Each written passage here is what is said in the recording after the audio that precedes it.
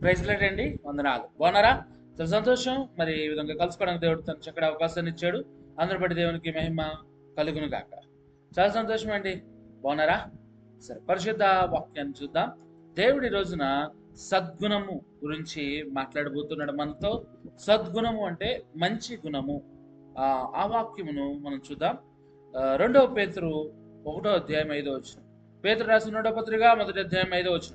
ఆ హేతువు చేతనే మీ మట్టుకు మీరు పూర్ణ జాగ్రత్త గలవారై మీ విశ్వాసమునందు సద్గుణమునందు జ్ఞానమును మనము ఆ హేతువు చేతనే, ఆ హేతువు అంటే ఆ కారణము చేతనే మీ మట్టుకు మీరు పూర్ణ జాగ్రత్త గలవారై విశ్వాసము, సద్గుణము, జ్ఞానము, ఆశా నిగ్రహము, సహనము ఇవన్నీ కలిపి ఆ వచనాలు చూస్తే. అయితే ఇప్పుడు చెప్తున్న దాంట్లో దేవుడి రోజు మనతో మాట్లాడుతున్నాడు. నీ కుటుంబాలు ఆశీర్వదించబడాలంటే పూర్ణ జాగ్రత్త కలిగి విశ్వాసం కలిగి ఉండాలి. విశ్వాసం గురించి మనం వీడియోలో చూసుకున్నాం. ఒకవేళ చూడకపోతే మీరు వెళ్ళి చూడండి. మనము ఈ రోజున మన కుటుంబాలు ఆశీర్వదించబడాలంటే మనలో సద్గుణం ఉండాలని చెప్తుంది వాక్యం. సద్గుణమును కలిగి ఉండాలి. సద్గుణాన్ని మన జీవితాల్లో మనం కలిగి ఉంటే మన కుటుంబాలు ఆశీర్వదించబడతాయి. మన కుటుంబాలు ఆశీర్వదించకపోవడానికి కారణం ఏంటంటే మనలో సద్గుణము లేకపోవడం వల్ల. ఈరోజు దేవుడు మన కుటుంబాలను ఆశీర్వదించాలనుకుంటున్నాడు. ఎలా అంటే మనలో సద్గుణం ఉంటే, మనలో సద్గుణం మనం కలిగి ఉంటే దేవుడు ఖచ్చితంగా మన జీవితాలని ఆశీర్వదిస్తాడు. అసలు సద్గుణము అంటే ఏంటంటే మంచి గుణం. మనిషి అందరికీ గుణాలు ఉంటాయండి. ఏంటి గుణం అంటే అన్ని రకాల గుణాలు ఉంటాయి. కానీ మంచి గుణము కలిగి ఉండాలి. అంటే ఇప్పుడు దొంగను చూస్తే వాడు ఎక్కడైనా ఎవరన్నా మన మధ్యలో ఎప్పుడైనా సరే ఏదో ఒక చిన్న దొంగతనం చేస్తున్నాడు మన మధ్యలో ఉన్నాడు అనుకోండి, మన ఫ్రెండ్స్ లో. ఇప్పుడు ఏ పెద్ద దొంగతనం చేయాలని ఎవడి వైపు చూస్తాం? వాడి వైపు చూస్తాం. ఎందుకంటే వాడు ఆల్రెడీ దొంగతనం చేశాడు కాబట్టి వాళ్ళు ఆ గుణాలు ఉంటాయి. కాబట్టి మనిషిలో కూడా గుణాలు ఉన్నాయి. ఆ గుణము ఏ గుణం అయి ఉండాలంటే మంచి గుణమై ఉండాలి. ఈ లోకంలో క్రైస్తవులుగా మనం బతుకుతున్నామంటే సద్గుణం అంటే మంచి గుణం, ఇతరులకి మంచి చేసే గుణం మనలో కలిగి ఉండాలి. ఆ గుణం గురించి మనం చూస్తే సద్గుణము అంటే పర్ఫెక్ట్ గా మీకు చెప్పాలంటే రోమిలకు రాసిన పత్రిక 12:9. మీ ప్రేమ నిష్కపటమైనది ఉండవలను, చెడ్డదాన్ని అసహించుకొని మంచిదాన్ని హత్తుకొని ఉండాలి. సద్గుణము అంటే చెడ్డదాన్ని అసహించుకోవాలి, మంచిదాన్ని హత్తుకోవాలి. చెడ్డదాన్ని విడిచిపెట్టాలి, మంచిదాన్ని హత్తుకోవాలి. కానీ ఈ లోకంలో మనము మంచిదాన్ని విడిచిపెట్టి చెడ్డదాన్ని హత్తుకుంటూ ఉంటాం. మీరు గమనించండి, ఏదైతే మన శరీరాన్ని నాశనం చేస్తూ ఉంటుందో, ఏదైతే మన జీవితాన్ని నాశనం చేస్తూ ఉంటుందో దాన్నే మనం హత్తుకుని ఉంటానికి సిద్ధపడుతున్నాం. ఈ రోజు నిజంగా తినవలసిందని బయటపడేస్తున్నాం, తినకుండా తెచ్చి ఇంట్లో పెట్టుకుంటూ ఉన్నాం. నిజమే. ఇప్పుడు గెంజి అనేది ఎంత ఎంత అమూల్యమైందంటే, ఒకప్పుడు ఆ గెంజి తాగిన బట్టే ఇప్పటికి మన తాతలు అంటే మన ముందున్న తరము కొన్ని సంవత్సరాలు ఎక్కువ బతకగలిగారు. అంటే ఆ ప్రోటీన్స్ కానీ అవన్నీ ఎక్కువ ఆ గెంజిలోనే ఉంటాయి. ఈరోజు ఆ గెంజిని బయట పారబోసి తింటున్నాం. అది కూడా ఇక స్టీమ్ రైస్ అని, ఆ రైస్ అని, ఈ రైస్ అని. కానీ వాళ్ళ పొద్దున్న లెక్కనే టిఫిన్లు గిఫిన్లు ఏం లేవండి. ఓన్లీ గెంజాను ఒక పచ్చిమిరకాయ కసుకొని పొరుగు తినేసేవాళ్ళు. ఈరోజు మనం పచ్చిమిరకాయ ఎవరు కొనుక్కితే అయిపోయామంటే, ఎందుకంటే మంచిదాన్ని విడిచిపెట్టి అసలు నిజంగా రేషన్ బియ్యం కానీ లేకపోతే దొడ్డు బియ్యం కానీ దాంట్లో ఉన్న బలం వేరు. వాటిని దూరం పెట్టి ఈ స్టీమ్ రైస్ అని, సన్న బియ్యం అని ఎన్ని రకాలు తెచ్చుకుని తింటున్నాము. అంటే మన ఆరోగ్యపరంగానే ఎన్నో, అంటే భోజనం ఒకటే కాదు, ఎన్నెన్నో ఆకుకూరలు ఎవరికైనా నచ్చుతాయా? నచ్చో. కాకరకాయలు లాంటివి ఎవరికైనా నచ్చుతాయా? నచ్చో. బర్గర్లు, పిజ్జాలు ఈ రోజున అందరికి ఏంటి అది ఏం చేస్తుందో లోపలికి వెళ్తే, ఆ బర్గర్ అయినా పిజ్జా లోపలికి వెళ్తే ఏం చేస్తుందండి? శరీరాన్ని నాశనం చేస్తుంది. శరీరాన్ని క్లీన్ చేసేవి మాత్రం మనం తీసుకోం. అంటే ఎందుకంటే ఒక మనిషిగా నువ్వు తినే దాంట్లోనే కాదు, నువ్వు మాట్లాడే దాంట్లో కూడా, లేకపోతే నువ్వు చూసే దాంట్లోనే, వినే దాంట్లో కూడా మనిషి ఏం చేయడానికి ఇష్టపడుతున్నాడంటే చెడు చేయడానికి ఇష్టపడి మంచి చేయడానికి ఇష్టపడట్లా. అందులో మనం చెడు గుణం కలిగిన వారం అవుతాం. జాగ్రత్త. దేవుడు అన్నాడు సద్గుణం అంటే మంచి గుణం ఎప్పుడు వస్తుందంటే మనలోకి, చెడుని విడిచిపెట్టు, మంచిని హత్తుకో. ఒక నలుగురు కొట్లాడుకుంటున్నారు అక్కడ, మొత్తం జనాలు గుంపులుగా అయిపోయి వినడానికి చూడడానికి ఎంత ఆసక్తి చూపుతారు. అప్పుడే మధ్యలో ఎవడ వస్తాడు, ఆ గొడవ జరిగిందంటే తెలియదు, కొట్టుకోండి అంటే వీడికి ఆనందం, వీడి ఆశ ఎంతంటే ఏం జరిగింది, అది ఏమైంది, ఇక్కడ ఏం జరుగుతుంది, ఆడికి వినేదాకా మనశ్శాంతి అందుతుంది. వాళ్ళు కొట్టుకున్నప్పటికీ ఇది మాత్రం వినాలి, ఏంటి గొడవ? అది వినడానికి సిద్ధపడతాడు, చూడడానికి సిద్ధపడతాడు. అదే చర్చిలో వాక్యం చెప్తూ ఉండగా సగంలో వచ్చు, ఇంతకుముందు ఏం చెప్పారని అడుగుతావు, నువ్వు ఇంటికెళ్ళాక లేదే. చెడుని ఈ ప్రపంచం చూడడానికి ఇష్టపడుతుందండి, చెడుని చాలా ఇష్టపడుతుంది చూడడానికి, కానీ మంచిని దూరం పెడుతుంది. ఈ రోజున ఫోన్స్ వచ్చినాయి, మంచే. చెడు చేయాలంటే చెడు చేసుకోవచ్చు ఈ ఫోన్స్లో, మంచి చేయాలంటే మంచి చేయొచ్చు, చెడు చేయాలంటే చెడు చేసుకోవచ్చు. మంచి ఏంటి? దేవుని వాక్యాలు వినొచ్చు, దేవుని పాటలు వినొచ్చు. నువ్వు నీ చేతిలోనే దేవుని వాక్యం ఉంటుంది, ఎప్పుడు నీ చేతిలోనే దేవుని పాటలు ఉన్నాయి, ఎప్పుడు వినొచ్చండి, చాలా సంతోషం కదా. కానీ మరి నువ్వేం చూడడానికి ఇష్టపడుతున్నావు? దాంతో ఏం చేయడానికి ఇష్టపడుతున్నావు? సరే, మంచి చేయాలి, చెడును దూరం పెట్టాలి. ఇందులో నీకు బేసిక్గా చెప్పాలంటే, ఇది మనకు అర్థం అవ్వాలంటే, తాగుబోతుకి ఒక గుణం ఉంటుంది, వాడు తాగితే ప్రపంచాన్ని మర్చిపోతాడు. కానీ చూడండి, తాగుబోతు తాగి తాగి తాగి తాగి సీఎం అవుతాడా? తాగి తాగి కలెక్టర్ అవుతాడా? లేదా కామెర్లు వచ్చేసి ఆ లివర్లో పోయి చచ్చూరుకుంటాడు? సిగరెట్లో గుట్కాలు తినేవాళ్ళు ఏమవుతారండి? దేని దేని దేన్ని సాధిస్తారండి? జీవితం నాశనం చేసుకుంటారండి, పిల్లల బతుకులు ఆగమైపోతాయండి. ఏదైనా ఒక చెడు వ్యసనానికి లోనవుతే వాళ్ళ పిల్లల బతుకులు ఆగమైపోతాయి. ఎంత ప్రేమించి ప్రేమించి ప్రేమించినప్పటికీ పిల్లలు ఆగమైపోతారు. కాబట్టి చెడుని విడిచిపెడతాం, మంచిని సోదరుగా చెప్తున్నాను. నిజంగానే నేను చాలా కుటుంబాలు చూసానండి, వాళ్ళు తాగి తాగి తాగి వ్యసనక్రాంతులై చనిపోగా వాళ్ళ పిల్లలు ఒంటరి వాళ్ళు అయిపోయి భయంకరమైన పాప జీవితాలు వాళ్ళు బతుకుతున్నారు. నీకు పిల్లలు నువ్వు ప్రేమిస్తే గనక, నీ పిల్లలు మంచిగా ఉండాలనుకుంటే గనక, ఈరోజు నువ్వు చేస్తున్న చెడు క్రియలు వదిలే మంచిని అద్దుకో. కుటుంబం బాగుపడుతుందండి, కుటుంబం ఆశీర్వదించబడుతుందంటే మంచి గుణం కలిగి ఉంటే. చెడు గుణం కలిగి ఉంటే ఎప్పటికీ మనం ఆశీర్వదించబడమండి. మన కుటుంబాలు ఆశీర్వదించబడాలంటే మంచి గుణం కలిగి ఉందాం, మంచి గుణం కలిగి ఉందాం. ఆ మంచి గుణం కలిగి ఉంటే సరిపోదంట. నేను మంచోడిని అని చెప్పుకుంటే సరిపోదు, నేను మంచోడిని అని చెప్పుకుంటే సరిపోదంట. మరి ఏం చేయాలి? మత్తయి సువార్త 5:16 మనుష్యులు మీ సత్క్రియలను చూచి పరలోకమందున మీ తండ్రిని మహిమపరిచినట్లు వారి ఎదుట మీ వెలుగు ప్రకాశింపనీయుడి. అంటే నీలో సద్గుణం ఉంటే ఆ సద్గుణం యొక్క క్రియలు మనుషుల మధ్యలో కనబడాలి. చీకటి ఉన్నప్పుడు ఒక దీపం బొడ్డు బట్టి వెలిగితే వెలుగు వస్తుంది. అలాగే ఈ లోక పాప చీకటిలో పాప గుణగణాలు కలిగిన వారి మధ్యలోకి నీవు మంచి గుణం కలిగి ఆ మంచితనం చేత ఇతరులను మార్చగలగాలి. మదర్ తెరీసా ఒక ఇంగ్లీష్ ఆవిడ, ఒక నిజమైన క్రైస్తవురాలు.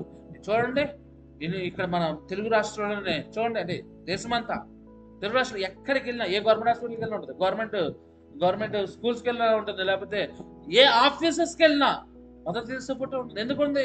ఆమె ఏం చేసింది? మంచి చేసింది, మంచి చేసింది. అలాగే క్రైస్తవులుగా మనం చెప్పుకోవడం కాదండి, వీళ్ళు క్రైస్తవులు మంచోళ్ళు అనిపించుకోవాలా. క్రీస్తు మన ముందు మాధురించిపోయాడు మంచిగా. అలాగే మనం మంచిగా బ్రతకాలి. ఇతరులు అంటే నేను మంచోడిని అని చెప్పుకుంటే సరిపోదు. మంచోడు అనుకుంటే వాడే మంచివాడు అవుతాడు. కాబట్టి మనం మంచోళ్ళు అనుకోకూడదు. మన మంచితనం ఇతరుల మధ్యలో కనబడితేనే మనం మంచోళ్ళం అవుతాం. కాబట్టి మంచి పనులు చేయాలి, ఎంత మన స్తోమతకు తగ్గట్టుగా. హద్దులు దాటేసి కాదు. మంచోడు అనిపించుకుందామని ఆస్తులు రాసేయడం, మంచోడు అనిపించుకుందామని ఇల్లు రాసేయడం కాదండి. మంచోడు అనిపించుకుందాం ఎవడన్నా పేపర్ల మీద సంతకాలు ఎట్టారనుకో, వెనకాల నువ్వు సంతకాలు ఎట్టకూడదు. నువ్వు తీర్చగలుగుతావా? నువ్వు ఆర్చగలుగుతావు. నిజం, ఈ రోజున మంచితనానికి పోతే ఎంత హద్దుందో అంత మంచితనం చేయి. హద్దులు దాటి మంచితనము అది నీ జీవితానికే నాశనం. అదొకటి గమనించు. అంటే ఏదో పేరు వచ్చేద్దనే గొప్పలకు వచ్చేది అది చేసేది కాదండి. నీవేంటి, నీ పరిస్థితి ఏంటి, అది చూసి నువ్వు మంచిగా బతకాలి, మంచిగా బతకాలి అంతే. హద్దులు దాటేసి ఫ్రెండ్స్ ఎవరో, నాతో బంధువులు ఎవరో, నాకు కార్ తీసుకున్నాను, అయితే లోన్ తీసుకున్నాను, ఇల్లు తీసుకున్నాను, లోన్ సంతకం పెట్టాను అనుకో, సంతకం పెడతావు, ఆడ ఎక్కొట్టాడు అనుకో, నేను అట్టుకుంటాను. అప్పుడు జీవితం కాదు. అంటే నీ హద్దులు ఏంటో నువ్వు తెలుసుకుని బతుకు. మంచితనంగా ఉండాలి, కానీ ఆ మంచితనానికి కూడా నీ నీ స్తోమత తగ్గట్టుగా హద్దు. అంటే చాలా మంది చెప్పచ్చు నీకేమో, హద్దులు దాటి మంచితనం ఉండాలి. హద్దులు దాటి మంచితనం ఉంటే ఇంకేం లేదు, ప్రాణాలు పోవడం. మన జీవితం ఎంత, మన జీవిత పరమార్థం ఎంత, దానికి తగ్గట్టుగానే మన మంచితనం ఉండాలి. మంచోళ్ళుగానే బతకాలండి. ఆ మంచితనం హద్దులు అంటే హద్దులని నేను చెప్తాను కదా, ఏది రోడ్డుని పోయేవాడు దానాలు అలా కాదండి. రోడ్డుని పోయేవాడు ఆహారం ఎత్తుందంటే వాడికి సాయం చేయి అంతే. నీ మంచితనం ఎంత ఉండాలో నీ పరిమితికి తగ్గట్టుగానే ఉండాలి. ఇది ఖచ్చితంగా నేను చెప్పాలి, ఎందుకంటే చెప్తున్నాను, లేకపోతే అవసరం లేదు. కానీ మన సత్క్రియలు మనుషుల ఎదురు కనబడాలి. ఎందుకంటే చీకట్లో ఉన్న వారికి వెలుగై ఉండలాగున ఖచ్చితంగా ఉండాలి. అలాగే మన మన సద్గుణం, మంచితనము దేంట్లో పాలుభాగస్తులై ఉండాలంటే, ఫిలిప్పీయులకు రాసిన పత్రిక 4:8 మెట్టుకు సహోదరులారా, ఏ యోగ్యతను మెప్పైనను ఉండిన ఎడల, యోగ్యత కోసం మెప్పుల కోసం మంచిగా ఉండకూడదండి. ఏది సత్యమైనదో, ఏవి మైన్యమైనవో, ఏవి న్యాయమైనవో, ఏవి పవిత్రమైనవో, ఏవి రమ్యమైనవో, ఏవి ఖ్యాతి కలవో వాటి మీద ధ్యానం ఉంచాలి. మనం యోగ్యత కలుగుద్ది, మెప్పు కలుగుద్ది అని కాదు మంచివాడుగా ఉండవలసింది. ఇక్కడ సత్యమైనది ఏంటి, మాన్యమైనది ఏంటి, ఏది న్యాయమైనది, ఏది పవిత్రమైనది, ఏది అని చూసి నమ్మాలి. వాటి ప్రకారం మన మంచి క్రియలు జరగాలి. మనుషుల దగ్గర మెప్పులు పొందుదాం, మనుషుల దగ్గర దేవుడు ఇవ్వాలి. దేవుడు ఇవ్వాలి, మనకు మంచి బ్యాచ్ ఇవ్వాలండి. ఇదిగో ఈడు మంచివాడు, సద్గుణం కలిగిన వాడని ఇవ్వాలండి. మనుషుల దగ్గర నువ్వు కోరుకో. మనుషులు ఏ రోజు సద్గుణం నానో ఎన్ని మంచి చేసినా ఎక్కడో ఉన్న చిన్న మరకైనా పాపాలనే చూస్తారు. కాబట్టి సద్గుణము అనగా మనం చూస్తున్నాము. సద్గుణం అంటే చెడును విడిచిపెట్టాలి, మంచి పనులు చేయాలి. అవి ఎక్కడ చేయాలి? మనుషుల మధ్యలో చేయాలి. మంచోని అనిపించేటే కాదు. అది ఎవరో మేలు పొందుతాకి, మెప్పులు పొందుతాకి నీ మంచితనం ఉండకూడదు. అది ఇంకా దేవుడు ఎవడో నేను మంచోని అనిపించుకుందాం, అది అది కాదు. నువ్వు అసలు ఆశించకుండా చేయమంటాడు మేలు. ఈ చేతి ఇచ్చింది ఈ చేతికి తెలియకూడదు అంటాడు. ఈరోజు నీ చేతి ఇచ్చి పేపర్లు వేస్తారు పేటోళ్ళు. ఈరోజు ఈ చేతి ఇచ్చండి పేపర్లో ఫోటోలు వేసే వాళ్ళు ఉన్నారు. అలా దేవుడు అంటలేదు. ఒక క్రైస్తవ భక్తుడా, నువ్వు ఏదైనా సాయం చేసావు అనుకో, అది ఈ చేతికి తెలియదు అంటే దాని అర్థం ఏంటి? పేపర్లు వేసుకోమని కాదు. కొంతమంది ఫ్యాన్లు ఇస్తారు చర్చిలో, చాలా సంతోషం అనిపిస్తుంది. నేను పల్లెటూరు అంటే కొంచెం ఇటు సైడ్ వైజాగ్ మీటింగ్స్కి వెళ్ళినప్పుడు చూస్తూ ఉంటానండి. చాలా సంతోషం అనిపిస్తుంది. ఎందుకంటే ఫ్యాన్ మీద భర్త పేరు ఒక రెక్క, భార్య పేరు ఒక రెక్క, ఇంకో రకమైన కూతురు కొడుకో ఇద్దరు పేర్లు ఉంటాయి. అవి తిరుగుతూ ఉంటాయి. గాడు ఆ దెయ్యల్లాగా ఇట్టుకుని ఏలాడ తిరిగినట్టే ఉంటుంది. ఏంటి నువ్వు చేసిన సాయం చర్చకైనా నువ్వు ఎక్కడైనా అది ఈ చేతికి ఈ చేతికి తెలియకూడదంటే, ఒక ఆయన పులిపిట్టించాను ఫోటో వేసుకున్నాడు దాని మీద. నేను అనుకున్నాను ఆయన ఏదో చనిపోయాడో మరి ఏటో మరి ఏదో జరుగుతుందో అనుకున్నాను. ఫోటో పెడితే నేను అనుకోలేదు. అంటే ఆ పులిపీటికి ఫోటో అంటించుంది, గాజు దానికి ఫోటో అంటించుంది, అది పెద్దది. నేనైనా చచ్చిపోతే ఫోటో అక్కడ ఇట్టారేమో అనుకుంటున్నాను. తీరా చూస్తే అది ఫోటో కాదు, అక్కడే ఉంది. అది ఏంటి పాస్టర్ గారు ఇట్లా ఫోటో ఉందని అడిగితే ఆయన అంటాడు, పులిపీటి ఆయనే తయారు చేశారండి, ఆయన ఇచ్చారండి గిఫ్ట్ గా, అందుకే ఫోటో ఉంది. ఇంకా ఒకవేళ చర్చి కట్టిస్తే మొత్తం కింద నుంచి పోయేదాకా బ్యానర్లు మొత్తం అసలు ఇంకా పెయింట్ వేయకుండా ఫోటోలు పెట్టుకుంటారేమో. నువ్వు మంచి చేస్తే అది దేవునికైనా లోకంలో అయినా, ఈ చేతి కుడి చేతి చేసింది ఎడం చేతికి తెలియకూడదు. అప్పుడే నువ్వు మెప్పు పొందుతావు.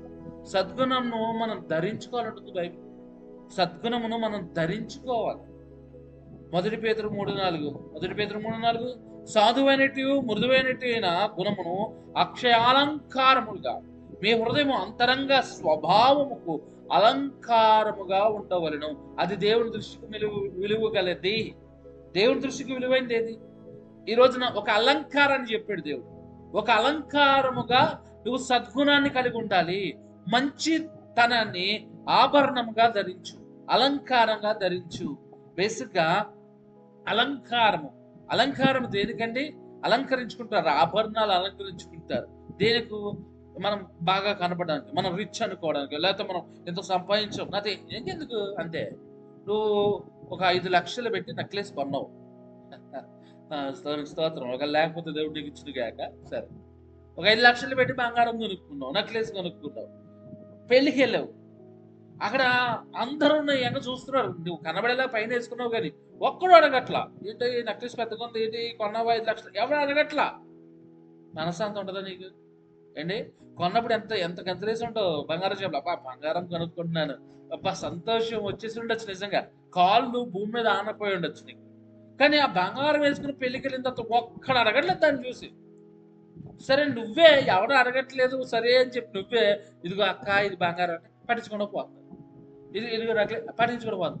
నీకు మనశ్శాంతి ఉంటుందా చెప్పు? నీకు మనశ్శాంతి ఉందా? ఇక ఆ రోజు బంగారం షాపులో కాళ్ళు నిలబడవు చూడు, అప్పుడున్నంత సంతోషం ఎవడన్నా చూసి అసలు ఏంటిది అనేవాడు కూడా లేనప్పుడు నీకు సంతోషం ఉందా? లేదండి. ఈరోజు నువ్వు మంచితనం అని అనిపించుకోవడం కాదు, నీ మంచితనం ఇతరులకు కనబడాలి. అది అలంకారంగా ధరించుకో. మంచితనాన్ని ఒక అలంకారంగా, ఆభరణంగా ధరించుకో. ఇది ఎంత విలువైందో తెలుసా? ఈ లోపల విలువైనవి ధరించుకునేవి ప్లాటినం ఉంది, వజ్రాలు ఉన్నాయి, బంగారం ఉంది, వెండి ఉంది, ఓ బోళ్ళు ఉన్నాయి. ఇప్పుడు నువ్వు ధరించుకున్నది ఎలా ఉండాలో తెలుసా? విలువైందే వేసుకోవాలి. అంటే 4 రాళ్ళు తెచ్చుకుని ఇళ్ళలో కల్లుకుని ఏమన్నా కట్టుకుంటారా? ఈ రోజుల్లో కట్టుకోరు. ఏదో యొక్క ఎండిపోయిన గడ్డి ముక్కలు లాంటివి తీసుకొచ్చి ఏంటి విలువ ఉండాలి. మెల్ల వేసుకోవాలంటే విలువ ఉండాలా, విలువైంది వేసుకోవాలా. మరి దేవునికి నువ్వు ఏం వేసుకుంటే విలువ ఉంటావో తెలుసా? సద్గుణం అనే అలంకారం. కాబట్టి ఆ సద్గుణాన్ని మనం ధరించుకోవాలి. సద్గుణాన్ని మనము ధరించుకునే లోకంలో బతకాలి. ఆ సద్గుణం ధరించుకుంటే ఖచ్చితంగా దేవుడు నిన్ను, నీ కుటుంబాన్ని ఖచ్చితంగా ఆశీర్వదిస్తాడు. ఈ గుణం అనేది మొదటి నుంచే ఉందండి. ఆదాము నుంచి వచ్చిందండి ఈ గుణం. మనలో నీ పాప స్వభావం, పాప గుణం అనేది నువ్వు ఆటోమేటిక్ గా అంటే పిల్లలు కావడం అబద్ధాలు నేర్పాలా? అక్కర్లేదు. పిల్లలు కావడం బూతులు నేర్పాలా? అక్కర్లేదండి. వాళ్ళు ఆటోమేటిక్గా హిందీ బూతులు కూడా నేర్చుకుంటారు హైదరాబాద్లో ఉంటే. అలాగే అలాగే అదే ఏబిసిడీలు నేర్పు అండి, వాళ్ళు నేర్పు. అమ్మో ఎంత ఇబ్బందో. అదే బ్రహ్మాండంగా ఎక్కడికొరికి వెళ్ళి బూతులు నేర్చుకోవచ్చు ఇంటికి. అట్నే నువ్వు ఇన్ని పదాలు నేర్పు రావు వాడికి. బయటికి వెళ్ళి బూతులు మాత్రం బాగా ఎక్కడి నుంచి? బూతులు, అబద్ధాలు, మోసాలు, ఇతరుల మీద కక్షలు, పగలు చిన్నప్పటి నుంచే. ఇంట్లో ఇద్దరు ఉన్నారు అనుకో, ఒకటి పెద్దతో ఒకటి చిన్నోడు ఊరుకుంటాడా? చిన్నగా ఇచ్చినోడు ఊరుకుంటాడా? ఊరే ఊరుకోరా అది పెద్దది ఊరుకోరు. ఎక్కడి నుంచి ఇదంతా? పాప గుణం అనేది మనలో ఆటోమేటిక్గా ఉంది. కానీ దాన్ని మనం ఏం చేయాలి? ఈ రోజున ఆ పాప గుణాన్ని విడిచిపెట్టి క్రీస్తులోకి వచ్చిన తర్వాత క్రీస్తుని చూస్తూ సద్గుణంలోకి మారాలి. రోజున శిష్యులు, ఎలీషా శిష్యులు 2 రాజుల గ్రంథం 4:39 ఎలీషా శిష్యులు వాళ్ళు ఒకడు కురుకులు ఏరుటకు పొలంలోనికి పోయి వెర్రి ద్రాక్ష చెట్టును చూచి దాని గురమేక దాని తీగలు తెంపి ఒడి నిండా కోసుకుని వచ్చి వాటిని తరిగి కూరకుండలో వేసి కూర వండుతున్నారంట. ఆ కూర వండుతుంటే మరి ఒకడు పొలానికి అడవిలోకి వెళ్ళి కూర వండుకోవడానికి, మరి ఆ రోజుల్లో అదే ఉంటాయి, వాడు ఏవో మంచి ఆకుకూర అనుకుని దాని గుణమెరక్క, మంచి ఆకుకూరలే మంచితనంగా ఉంటాయి, పాలకూర ఆడుకూర, అదేదో పిచ్చి చెట్టు, విషము కలిగిన చెట్టు, దాని గుణమెరక తెచ్చి అందులో పోసుకున్నాడు. ఏమైంది? కొండంత విషయం అయిపోయింది. ఆవిడ ఎలీషా వచ్చే దాంట్లో ఏదేగా అదంతా మంచిగా అయిపోయింది. సరే మేబీ ఈ రోజున ఆ గుణం అనేది ఫస్ట్ నుంచి ఉంటుంది. ఆ గుణం ఈరోజు నువ్వు మార్చబడాలి. అందులో ఆ కుండలో ఉప్పు కాదు, మొత్తం అంతా మంచిగా మారిపోయినట్లుగా మన బతుకులు కూడా మంచిగా మారిపోవాలి. అంటే క్రీస్తు రక్తంలో మనలోకి వచ్చింది కాబట్టి మన బతుకులు మంచిగా మార్చబడాలి. ఈ సద్గుణము ఒకప్పుడైతే బైబిల్లో పేర్లను బట్టి కూడా వచ్చేదండి. పేర్లను బట్టి కూడా ఉండేది సద్గుణం. యాకోబు మోసగాడు, నాబాలు అంటే మోటివాడు, మాట విననివాడు. కానీ ఈరోజు దేవునిలోకి వచ్చిన తర్వాత మన పేర్లన్నీ చాలా మంచిగా పెడుతున్నారు. ఒకప్పుడు చాలా పెంటయ్య, పెంటమ్మ ఇలాంటి చాలా విచిత్రమైన పేర్లు పెట్టేవాళ్ళు. ఎక్కువ శాతం అప్పారావు, కొండయ్య అంటే నన్ను ఏమనుకోకుండా పేర్లు ఉంటే కనుక ఇవి ఒకప్పుడు ఇలాంటి పేర్లు పెట్టేవాళ్ళు. కానీ ఇప్పుడు నిజంగా చాలా అర్థవంతమైన పేర్లే ఆలోచించి అందరూ పెట్టుకుంటూ ఉన్నారు. అంటే పేరుకు తగ్గట్టుగా కూడా కొంతమంది బతుకుతారండి. పేరంత ప్రాముఖ్యమేం కాదు, కానీ అలాంటి స్వభావం ఉంటుంటుంది కొంతమందికి.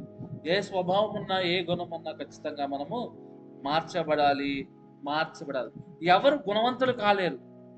ఎలకు తోలు తెచ్చి ఎన్నాళ్ళు ఉతికినా నలుపు నలిపే కానీ తెలుపు కాదు. ఆ సామెత ప్రకారం ఎవరు గుణవంతులు కాలేరు అంటే 2 విషయాలు చెప్పి ముగించేస్తా. సామెతలు 26:12 తన దృష్టికి జ్ఞాని అనుకుని వాడిని చూచితివా, వాని గుణపరచుట కంటే మూర్ఖుని గుణపరచుట సలువు. మూర్ఖుడు ఎప్పుడు గుణవంతుడు కాలేడు, కానీ మూర్ఖుడైనా గుణవంతుడు చేయొచ్చు. కానీ నేనే జ్ఞానం అనుకున్న వాడిని ఎప్పటికీ గుణవంతుడు చేయలేము. ఎవరు గుణవంతులు కాలేరు లోకంలో అంటే, నేనే జ్ఞానిని, నాకే అన్నీ తెలుసు, నేను చేసేదే మంచిది, నన్ను ఎవరు మాట్లాడద్దు, నేనేం చేసినా అదే నడుస్తుంది అనేవాడు మాత్రం ఎంతైనా సరే, ఎంత చెప్పైనా సరే వాళ్ళ సద్గుణం రాదు. ఇప్పుడు మనకి ఆంధ్రాలో ఫ్రీ బస్ ఇచ్చారు. మనం ఒక వీడియో చూస్తుంటే న్యూస్లో వచ్చింది. న్యూస్లో ఏం చెప్తున్నాడంటే, బస్ ఎక్కిందంట అమ్మగారు, 11 అయిపోయింది రాత్రి, లాస్ట్ బస్ అది. ఆమె ఏమంటదంటే, మనం ఆ ఇంటికాడ దింపంటది. అది 2-3 ఊర్లు అవతల అంటాడు. అలాగేలాగమ్మా, ఈ బస్సు ఇక్కడికే లాస్ట్, ఇక చివరి బస్సు ఇది, దిగి వెళ్ళిపో అంటే, లేదు మా ఇంటికాడ దింపాలి. నువ్వు చంద్రబాబు నాయుడికి ఫోన్ చేస్తావా, లేకపోతే పవన్ కళ్యాణ్ ఫోన్ చేస్తావో తెలియదు, నువ్వు మా ఇంటికాడ దింపాల్సిందే, వాళ్ళు ఫ్రీ బస్సు పెట్టారంటాడు. ఆమెకేమి నాకు అన్నీ తెలుసు అంటది. చూడండి, వాళ్ళ మంచితనం ఏం లేదు. ఆఖరి లాగేసారు రెక్కటి కింద చెప్పి కిందకి దింపేరా. ఈ రోజున నేనే జ్ఞానం అనుకుంటే మనలో మంచితనం ఉండదు. గుణవంతులు ఎప్పటికీ కాలేము. రెండో విషయం సామెతలు 29:20లో ఆతురపడి మాట్లాడేవాడిని చూసిదివా, వానికంటే మూర్ఖుడు సులువుగా గుణపడును. గుణం తెచ్చుకోవాలి. గుణం మారాలంటే మూర్ఖునైనా మార్చొచ్చేమో, మార్చడం కష్టమే కానీ ఆ మూర్ఖునైనా మార్చొచ్చేమో, కానీ ఆతురపడి మాట్లాడతాడు. అసలు వాడికి అవసరం లేదు, టకటక మాట్లాడేస్తాడు. అవసరం లేని చోట దూరం మాట్లాడతారు. అవసరం లేని మాటలు మాట్లాడతాడు, ఆతురపడిపోతాడు. అన్నిటికీ ఆతురపడి మాట్లాడేవాడి విషయంలో ఎప్పుడు చెడే జరుగుతుంది, మంచి జరగదు. కాబట్టి ఈ రోజున మనం ఒకవేళ దేవుడు సద్గుణులుగా మనం ఉంచాలనుకుంటాడు. ఒకవేళ మనం మూర్ఖులమైనా సరే దేవుడు మార్చడానికి సిద్ధంగా ఉన్నాడు. కానీ నేనే జ్ఞాని, నేనే అంతా మాట్లాడేస్తా, అన్ని నాకే తెలుసు, నేను ఇది మాట్లాడేస్తా అది కాదు. దేవుడు చెప్తున్నాడు, సద్గుణము కలిగి సద్గుణము కలిగి ఉండాలి. మంచి గుణం కలిగి ఉంటే ఖచ్చితంగా నువ్వు చెడుని విడిచిపెట్టి మంచిని హత్తుకుంటే నువ్వు ఆశీర్వదించబడతావు, నీకు కూడా ఆశీర్వదించబడతావు. కాబట్టి ఈరోజు నువ్వు చేస్తున్న ఏ చెడ్డ పని లేదా అది నీ కుటుంబాన్ని ఇంపాక్ట్ చేస్తుంది, నీ కుటుంబాన్ని బాధ కలిగిస్తుంది. రేపన్న రోజుకి విడిచిపెట్టు ప్రియ సహోదరి సహోదరుడా. దేవుడు సద్గుణం కలిగి ఉండమన్నాడు. అప్పుడే మన జీవితాలు ఆస్వాదించబడతాయి. ఎంత బతికినా నువ్వు మంచోడు అనుకుంటున్నావు, కానీ ఈ లోకంలో మంచిగా బతకపోతే ఆడంది బతుకు.